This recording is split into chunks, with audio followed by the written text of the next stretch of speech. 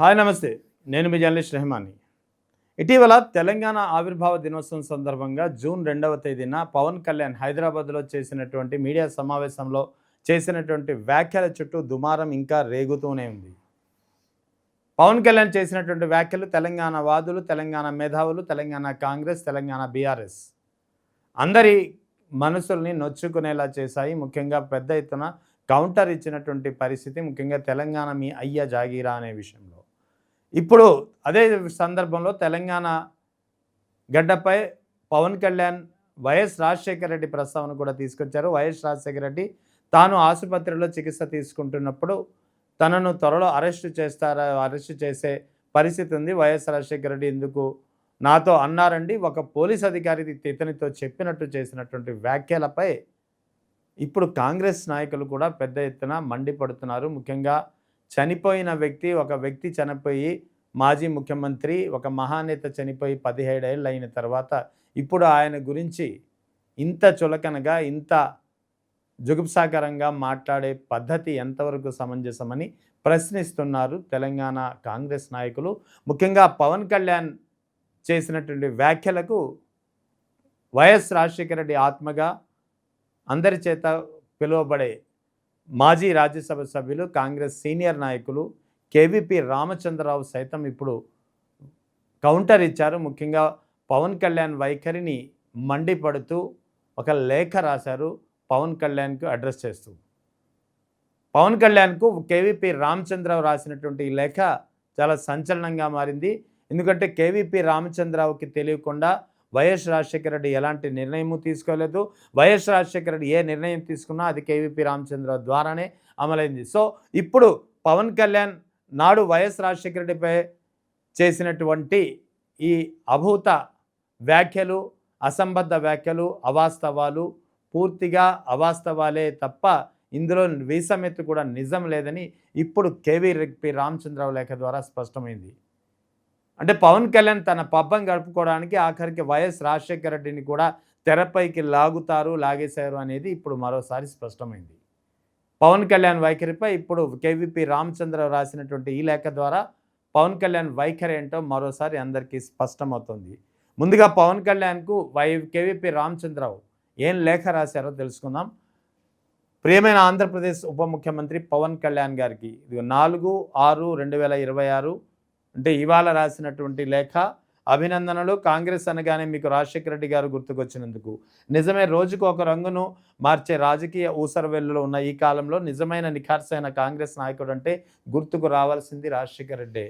రాజశేఖర రెడ్డి వ్యక్తిత్వాన్ని మరోసారి ఈ లేఖ ద్వారా కేవీపీ రామచంద్రరావు అందరి ముందు గుర్తు తీసుకొచ్చే ప్రయత్నం చేశారు. గత 2 రోజులుగా అనేక మంది వైఎస్ఆర్ అభిమానులు, అనుయాయులు తెలంగాణ ఆవిర్భావ దినోత్సవం రోజున పవన్ కళ్యాణ్ ప్రసంగం చూసారా, ఆయన స్పందించరా అని అడగడంతో మీ ఆవేశపూరితమైన ఆలోచన భరితమైన దీర్ఘ ప్రసంగాన్ని చూసాము. రాజశేఖర రెడ్డి విషయంలో మీరు బహుశా సత్యమని నమ్ముతున్న అసత్య ఆరోపణల్ని ఖండించక తప్పడం లేదు. మీరు చేసినటువంటి ఈ అసంబద్ధ వ్యాఖ్యల్ని నేను ఇప్పుడు ఖండించాల్సి వస్తుందంటూ కేవీపీ రామచంద్రరావు తన లేఖ ద్వారా పవన్ కళ్యాణ్కు ఒక కౌంటర్ ఇచ్చే ప్రయత్నం చేశారు. ముందుగా వైఎస్ రాజశేఖర రెడ్డికి, వైఎస్ఆర్సీపీ పార్టీకి సంబంధం లేదన్న విషయాన్ని చాలామంది ఇలానే మీరు కూడా గుర్తించడంలో విఫలమవుతున్నారని ప్రజలు భావిస్తున్నారు. అసలు వైఎస్ రాజశేఖర రెడ్డి గారికి వైఎస్ఆర్ కాంగ్రెస్ పార్టీకి సంబంధం లేదు అని ఏ విధంగా చాలామంది ఈ వాస్తవాన్ని గుర్తించడంలో విఫలమవుతున్నారో మీరు కూడా అదే పావనలో ముక్క అని ఇక్కడ కేవీపీ రామచంద్రరావు చెబుతున్నారు. మీరు ప్రసంగంలో ప్రస్తావించిన విషయాలకు వస్తే మీరు ఏదో చికిత్స నిమిత్తం ఆసుపత్రిలో చేరింది 2005నో లేదా 2006లోనో గుర్తులేదని అన్నారు. కానీ అప్పుడు రిలీజ్ అయిన మీ సినిమా పేరు మాత్రం కరెక్ట్గా చెప్పారు. అంటే పవన్ కళ్యాణ్ ఎంత అర్ధరహితంగా అబద్ధాలు ఎంత అలవోకగా చెప్తారనేది ఇక్కడ సెటైరికల్గా కేవీపీ రామచంద్రరావు చెప్పే ప్రయత్నం చేశారు. అలాగే ఇందిరాగాంధీ మెదక్లోను, రాహుల్ గాంధీ ప్రియాంక గాంధీలు వయనాడులోను, పివి నరసింహరావు నంద్యాలలోనూ పోటీ చేశారని చెప్పినటువంటి గౌరవనీయులు పివి శివశంకర్ 1998లో తెనాలి పార్లమెంట్లకు పోటీ చేసిన వాస్తవాన్ని ఎందుకు ప్రస్తావించలేకపోయారని కూడా కేవీపీ అడుగుతున్నారు. సమాధానం పవన్ కళ్యాణ్ చెప్పాల్సి ఉంటుంది. ఎందుకంటే ఆరోపణలు చేయడం కాదు, అసత్యాలు చెప్పడం కాదు. అది కూడా ఒక మరణించినటువంటి మహానేత 17 ఏళ్ళు అయిన తర్వాత కూడా ఒక మహానేతను పట్టుకుని ఈ విధమైనటువంటి వ్యాఖ్యలు చేయడం పవన్ కళ్యాణ్ మరోసారి తెలుసుకోవాలి, తన తప్పేంటో తాను తెలుసుకోవాలి. ఇక రాజశేఖర రెడ్డి పేరును ప్రస్తావిస్తూ ఒక ఉన్నత పోలీస్ అధికారి మీకు ఏదో చెప్పాడని, మీరు అమాయకంగా అది నమ్మలేదని, అయితే 2 ఏళ్ల తర్వాత అది నిజమైందని చెప్పారు. దీన్ని నిశితంగా పరిశీలిస్తే పూర్తిగా అసత్యమని తెలుస్తోంది. నాకు రాజశేఖర రెడ్డికి అభిమానులకు గుర్తున్నంత వరకు ఆయన సీఎంగా ఉన్నప్పుడు మీ మీద కానీ, మీ కుటుంబ వ్యవహారాలకు సంబంధించిన లేదా మీలో మీరు పెట్టుకున్న కేసులు తప్ప ఎటువంటి తప్పుడు రాజకీయ కేసులు బనాయించినట్లు ఆధారాలు లేవు. కేసులు బనాయించారనేది మీరు చేసింది కేవలం ఆరోపణ మాత్రమే. అంటే మీలో మీ కుటుంబ సభ్యులు, అంటే ఇక్కడ చిరంజీవి కుమార్తె లవ్ మ్యారేజ్ సందర్భంగా తన కుటుంబం నుంచి, ముఖ్యంగా తన బాబాయ్ నుంచి తనకు ప్రాణహాని ఉందంటూ పోలీస్ స్టేషన్లో ఆమె కేసు పెట్టింది. సో దాన్ని ఉదహరించారు ఇక్కడ కేవీపీ రామచంద్రరావు గారు. మీలో మీరు పెట్టుకున్న కేసులు తప్ప రాజకీయంగా మీపై కాంగ్రెస్ పార్టీ నేతల నుంచి ఎలాంటి కేసులు బనాయించినటువంటి పరిస్థితి లేదు అనేది ఆయన చెప్పే ప్రయత్నం చేశారు. జలగం వెంగళరావు నుంచి నేటి ముఖ్యమంత్రి రేవంత్ రెడ్డి వరకు అనేక కాంగ్రెస్ ముఖ్యమంత్రుల పనితీరును గమనించే అవకాశం కలిగింది. ఆ స్థాయి వ్యక్తి ఎవరు అంటే ముఖ్యమంత్రి స్థాయిలో ఉన్న వ్యక్తి ఎవరు, రాజకీయ ప్రణాళికల గురించి పోలీస్ ఆఫీసర్లతో చర్చించడం అనేది ఉండదు. ఈ వాస్తవం పవన్ కళ్యాణ్ తెలుసుకోవాలి. ఇది రాజశేఖర రెడ్డి ఒక పోలీస్ అధికారితో అలా అన్నారనడం పూర్తిగా సత్యదూరం. మీ ఆరోపణలోని సత్యాసత్యాలను నిగ్గు తేల్చడానికి ఆయన అసంఖ్యాక అభిమానుల కోరిక మేరకు నేను ఒక ప్రతిపాదన చేస్తున్నా.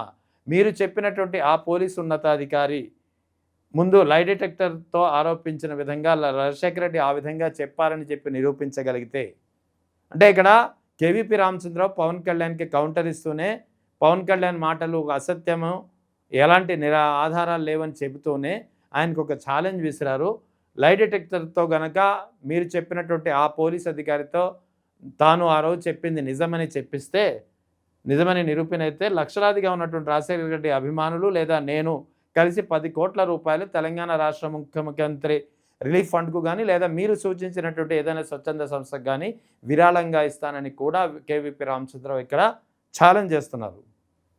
ఈ ప్రతిపాదన మీకు వింతగా విడ్డూరంగా అనిపించవచ్చు, కానీ రాజశేఖర రెడ్డి వంటి ఒక ప్రజానాయకుడిని గురించి ఆయన చనిపోయిన 17 ఏళ్ల తర్వాత కూడా గుండెల్లో గుడి కట్టుకున్న పూజించుకుంటున్నటువంటి అసంఖ్యాక అభిమానులకు ఆయనపై ఇలా ఆధారాలు లేని ఆరోపణలు చేయడం ఖచ్చితంగా బాధ కలిగిస్తుంది, ఆవేదన కలిగిస్తుంది, నిజాన్ని నిగ్గు తేల్చాలనిపిస్తుంది.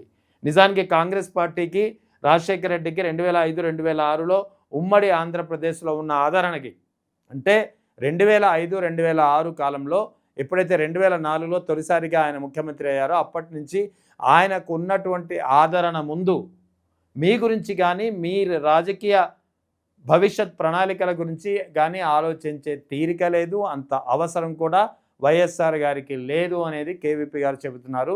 సిగ్గు తెచ్చుకుంటే మంచిది పవన్ కళ్యాణ్ గారు. ఇది ఇక అప్పట్లోనే మీరు రంగంలోకి దిగితే ప్రత్యర్థులు రాజకీయంగా కనుమరుగైపోతారన్నంత ప్రజాభిమానం మీ పట్ల పొంగి పొరలినట్లు దాఖలాలు కూడా లేవు. చాలా సెటైరికల్గా, అంటే కేవీపీ జోలికి ఎందుకు వెళ్ళానా అనిపిస్తుంది ఇప్పుడు పవన్ కళ్యాణ్ గారికి. ఎందుకంటే పవన్ కళ్యాణ్కి చాలా సెటైరికల్గా ఇచ్చిన ఆన్సర్ ఈ లైన్ మనం చూడాలి. ఇప్పట్లోనే మీరు రంగంలో దిగితే ప్రత్యర్థులు రాజకీయంగా కనుమరుగైపోతారన్నంత ప్రజాదభిమానం మీ పట్ల పొంగి పొరలినట్లు దాఖలాలు కూడా లేవు. కాబట్టి మీ గురించి అప్పట్లోనే ఆలోచించి కుట్రలు చేయాల్సిన అవసరం ఉందనుకోవడం ఒక బ్యూటిఫుల్ ఇమాజినేషన్ మాత్రమే అని కూడా ఇక్కడ కేవీపీ చెప్తున్నారు. అప్పటికి మీరు మీ కుటుంబం ఎవరు రాజకీయాల్లో రాలేదు.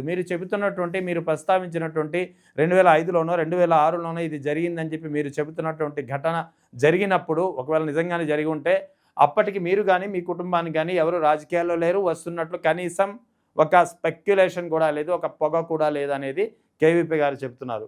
కాబట్టి మిమ్మల్ని మీరు టార్గెట్ చేయడం అనేది ఒక అసంబద్ధ ఆరోపణ. నిజానికి అంత ప్రజాభిమానం మీ పట్ల అప్పుడు లేదు, ఆ తర్వాత లేదనేది సత్య సన్నిహితం.